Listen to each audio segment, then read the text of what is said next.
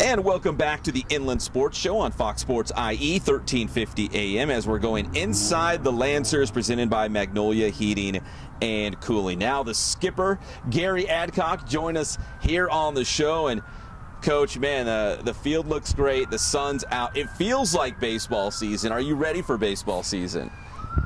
I'm ready. I don't know if we're ready. We're working on it. It has been beautiful since we've been back, and it's that time of the year when you see the grass cut and you see everything out and set up. It's college baseball time, and we're excited to showcase what we have this year. So I'm looking at the schedule for the big alumni event coming up. That's kind of the big kickoff, I would say, each season, right? Having some of the former Lancers come back for the alumni game. Who are some of the players coming back for the alumni game, and what are some of the other festivities going on with that? Yeah, we've always had the alumni game the Saturday before we open, and once again this year we have it just a week later as we open a week later, so maybe we'll even get a better turnout having it be the first Saturday of February. But right now we've got 50 players RSVP'd. We've got 5 of the ex-pros coming, from Adam Hofackett, Tyson Miller, Trevor Oakes, Caleb Dirk, Sharif Othman. So it's always good to see those guys before they head out to spring training. But we've also got some 40-year-olds coming who are anxious to test their athletic ability in the younger generation. So it should be those glory days, right? Yeah, it should be an exciting day for sure. And then obviously the season opener after that against Dominguez Hills. Based on the guys that are coming back and some of the new faces that we're going to see, whether they're freshmen or transfers like Ryan Moda, who we're going to hear from as well, what do you like about this year's group, this year's team? Well, you know what? I think it's the best collection of athletes across the board that we've had in our 5 years of Division II. You say that, does athleticism transfer to the field? That's going to be the question. We've got more power than we've had. We've got more speed than we've had. We've got more pitching depth than we've had. So if paper wins ball games, we're in a good position. But, as the cliche goes, we know the paper's irrelevant. It's what we do on the field. So can we translate some of this raw strength, athleticism onto the diamond? We sure hope so, but that'll be the big question. Well, speaking of paper being irrelevant, what do you think of that preseason ranking? Number 6 in the entire country. Obviously, you'd rather be there at the end, but in the beginning, it's kind of nice to have those accolades. I mean, what do you think of preseason rankings and the high expectation for this Lancer program this year? Yeah, I know a lot of people say preseason rankings they are irrelevant, and I would agree with that. But I do think it's a good judge on where your program's at on solid footing. It's something you can use in recruiting. It's something that you can use within motivation of your team. That ranking's coming from our peers, so apparently what we've done in recruiting, what we're returning, and the combination of those two things, people think that we have something special. So we hope to be able to validate that preseason ranking and kind of take our program to the next level. We've been a perennial Division II NCAA qualifier. We've made the playoffs every single season. We haven't been able to push on to the World Series, so we're hoping to take it a step further this year. Is that kind of the carrot dangling in front of this team in terms of being the last full season as a Division II member before you guys make the move to D1 and, again, go out with a bang and really enjoy this last season in Division II? Absolutely. We've tried to balance it. I know sometimes in sports when you're not just playing the next pitch at a time or the next game at a time and you're thinking too broad, things can catch up on you. But at the same token, we didn't want to bury our head and ignore the obvious, which is, hey, this is the last chance at a Division II national title. So we've tried to predict or balance that out and have the big, broad vision of a national title, but do it in a single pitch at a time focus. And that's going to be what we really try to focus on throughout the year. Have you started looking ahead to next year in terms of scheduling? And I know being a first-year D1 member, you might have to go to some pretty wacky places, and the travel schedule might look a little different. You have some teams in place? Absolutely, yeah. We have 56 games in Division I. I think we have 48 or so already on the books, so we're still chasing a few. But we've got a trip to Santa Barbara, and we're going to play University of Washington. We're going to play Kansas State here at home. as well as we're going to play the University of Ohio, but we're going to do that in Atlanta. So yeah, we're going to be all over the country, all over the map. It's a new challenge. It's going to be an interesting challenge, but we're really excited about that. We've brought in a great recruiting class that share that vision and that excitement. So once we get through this season, obviously, we'll put our focus on that one. But as a coach, if you're not looking forward, you're getting lost. So absolutely, we're excited about that transition too.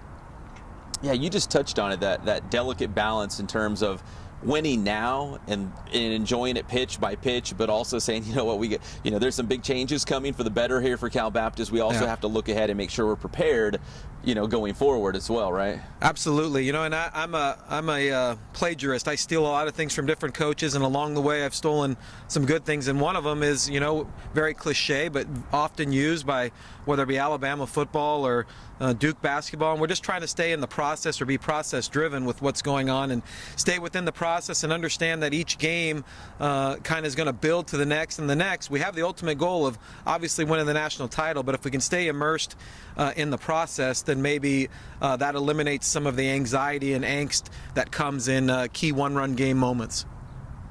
So now you get to focus on, I'd call it the fun stuff between the lines, right? The actual games now that we're in season.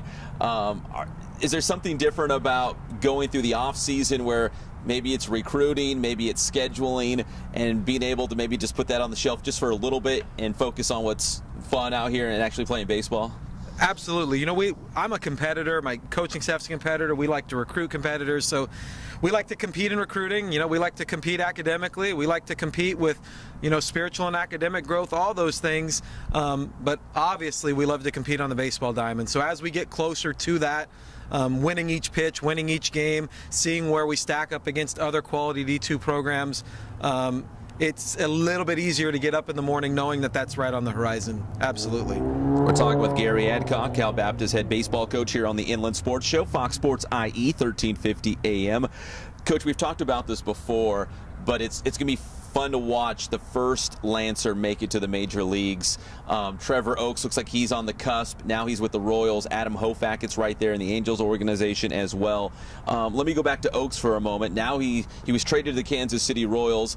I know you're a Dodger guy. Yeah. I mean, I know you probably would have loved to see him in Dodger blue on the mound at Chavez Ravine, but now he's with the Royals. You think that's maybe like a better thing for him personally?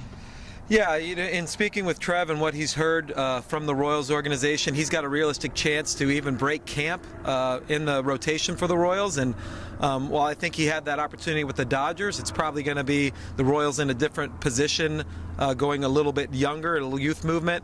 It's a great opportunity for his career. And we're going to have four guys really knocking in AAA if all things go right with Adam Hofackett, Trevor, Caleb Dirks, and Sharif Othman, and then Tyson Miller looming right behind. So yeah, that day is going to be special for a lot of people at the university and our program. It's kind of the culmination of a lot of work. I don't know who's going to make it first. I joke around. Whichever one does. Unless we're playing, I'm going to find a way to get there. Unless it's in Canada, because I don't have my passport updated. So we're going to have to hope that game's not in up north.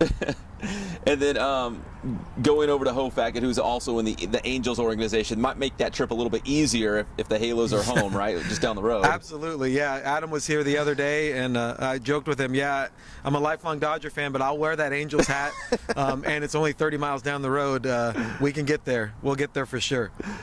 We mentioned the Alumni Game coming up, but some of the former CBU pitchers, do they come back here and they work out and do still things around CBU in the offseason? Yeah, when they were in low A and A ball, sometimes they even threw, but now as they've progressed their way up, and most of these guys are in AAA or behind them, they just come and take BP. And sit in the dugout and reminisce those stories. So we don't see them on the mound versus us as much anymore, but it's still an enjoyable day. That's a business now, right? Their livelihood depends on these things. I think those aluminum bats, you never know. You don't want to take one where it might hurt. Those bats for sure. Coach, as we get closer to Dominguez Hills here, what are some of the final touches that you're putting on this program before you see that first real game of the season? Things that you want to clean up, maybe improve. We got to start defining roles in these next 10 days or so. We've had open competition at spots, and now we've kind of solidified. These maybe are the 12 position players vying for those 8 spots, and these are the pitchers that are going to pitch in that order. So at this point, the next 10 days or so, the major points would be putting guys in a position where they can succeed and having them understand that maybe that's in the 7 hole or maybe that's in the relief role. Where oftentimes, if you think of pitchers, those high school guys that you recruit, all they've done is start. So now you're trying to get them to wrap their brain around the fact that the 7th inning is important, and what they do in the 7th inning can ultimately win games or whatever the role may be. That's kind of the focus that we're shifting toward even as we start today's practice. Do you like to have players who are versatile? I use the term Little League because in Little League, if you're a good player, they put you all over the field and pitch and do all that stuff. Yeah. Was it Andy Crowell who was the center fielder and he was closing games? Yeah, absolutely. Do you like to do those kind of things? Yeah, to steal from me, I call it the Bugs Bunny guy. You remember he played every single position in that cartoon. He threw the pitch, he caught the pitch, he played center field. But no, that's a definite when you're talking a partial scholarship sport, which baseball is. If you can get a guy to do multiple things, play multiple spots, it's like getting 2 guys. And our best example of that's probably Andrew Bash, who is one of our top 4 or 5 pitchers and going to hit in the middle of our order, can play some third, can play some first. It ends up being 2 guys. Very difficult to do when you talk about the constraints the NCAA puts on you on practice time and obviously being a student and so forth. But yeah, we have some versatility with this lineup, and I think we'll be able to utilize that more so than we have in years past. So what's the big deal with Shohei Ohtani and the Halos, and he can pitch and hit? I mean, it's happening right here at CBU every year, right? It is. I'm interested to see how that works at the major league level. 162 games, but the longer schedule. Yeah, a little longer schedule. But if we can do that collegiately, we look to do that every time. And Coach, finally, expectations, final year Division II before you guys move into the WAC and get that Division I status. Just your final expectations. Like you said, final shot at a national title at the Division II level. Just your expectations going into this last season as a D2 member. Well, we shoot for the moon, so to speak. Our expectations are always to compete for a national title and ultimately win it. I learned a long time ago, maybe 5 years into my head coaching career, that unless you focus in on the single pitch and the focus of it and giving the glory to the Lord with everything that you do, that it really presents an incorrect focus. So our focus is on we're going to give the glory to God, and whatever we do on the field, we're going to focus on the pitch. And at the end of it, if we open our heads up and we look up and we won a national title, then that's great. And if not, we'll learn those life lessons from what happened in that season that we can transpire and use in later on in our lives. Coach Adcock, you're the best. All right, we buddy. appreciate the time. Let's get a selfie. Well, yeah, the selfie guy.